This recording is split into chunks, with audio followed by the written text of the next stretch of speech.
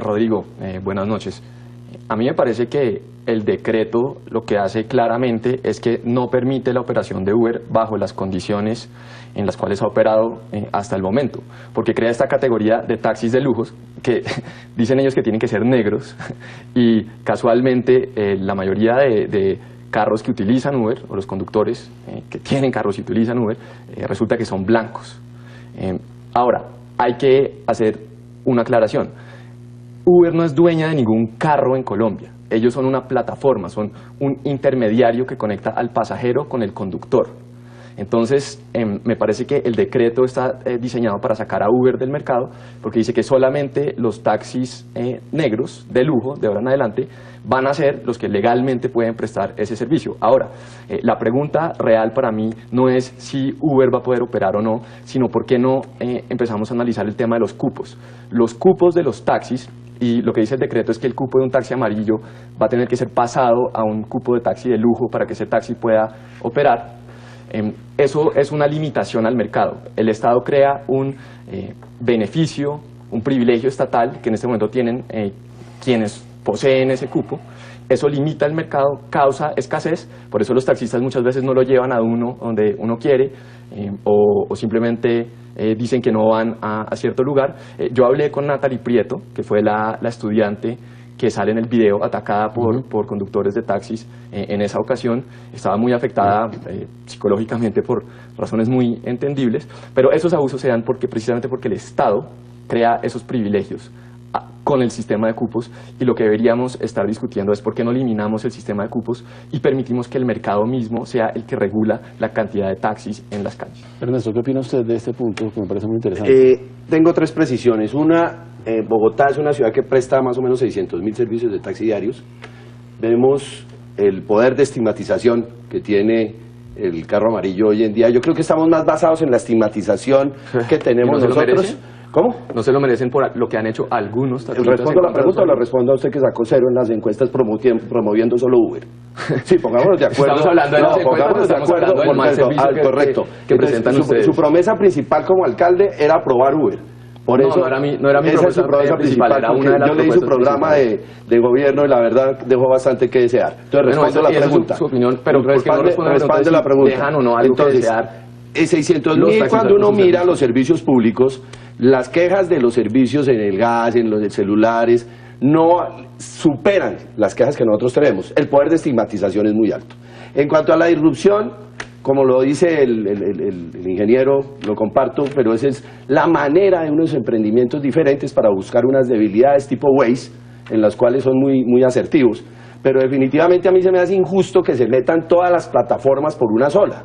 Aquí hay 7 plataformas que vienen en camino, incluyendo Mi Águila, Tapsi, Easy, que están todas metiéndose ahí, que inclusive son competencia nuestra, pero están cumpliendo el marco legal y el marco jurídico. Hay uno solo que quiere tener carros particulares. Eso crea un desequilibrio total en todo lo que es la institucionalidad y con las mismas plataformas, porque sería importante que se buscara, por ejemplo, el acta, donde el Ministerio de Transporte citó a todas las plataformas.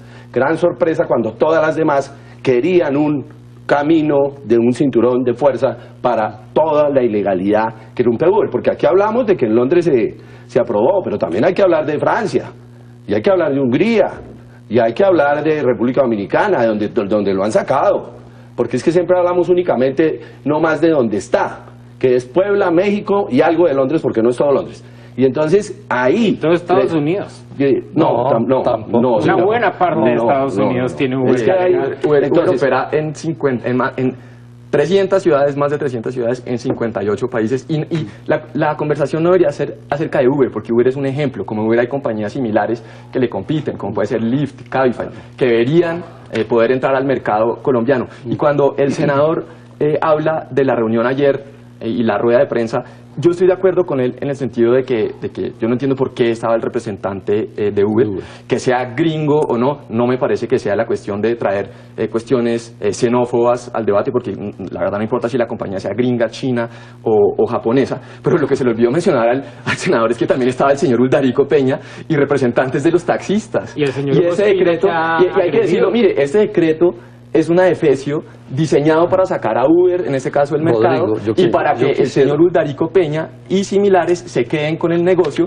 Y él dijo, yo ya tengo lista la plataforma tecnológica que exige el decreto para empezar a competir bajo estas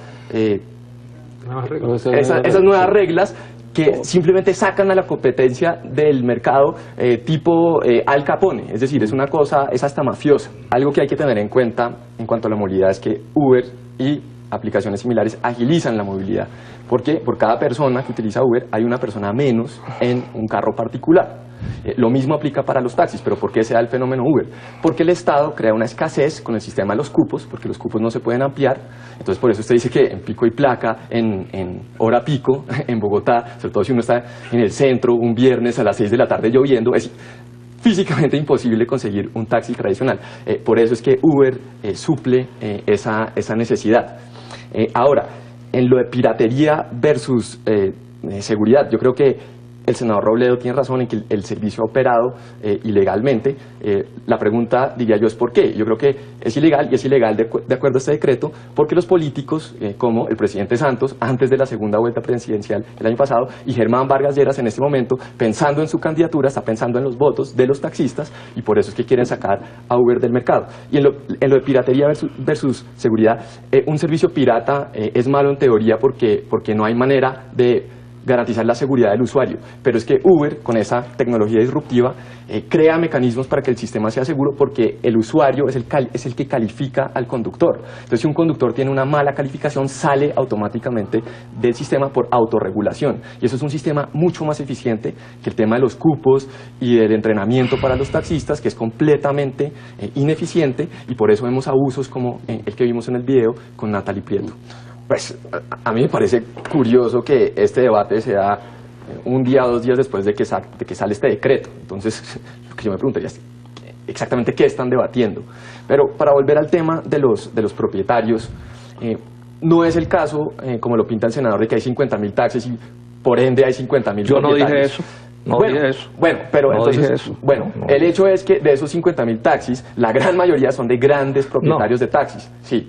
Y entonces cuando alguien quiere entrar al mercado, no puede comprar un taxi y montar una empresa, porque solamente el cupo vale más de 100 millones de pesos. Entonces es muy difícil ahorrar para comprar 2 o 3 taxis de 20 o 30 millones de pesos, sino que un préstamo de 80 millones no alcanza para el primer taxi.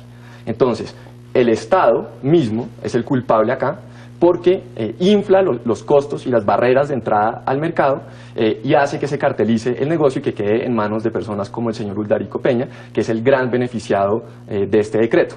Y hay que decirlo abiertamente, yo creo que de todos los medios que cubrieron la conferencia de prensa, el que más le dio a la verdad del asunto fue Actualidad Panamericana, que dijo que el decreto solamente le faltaba el membrete de taxis libres.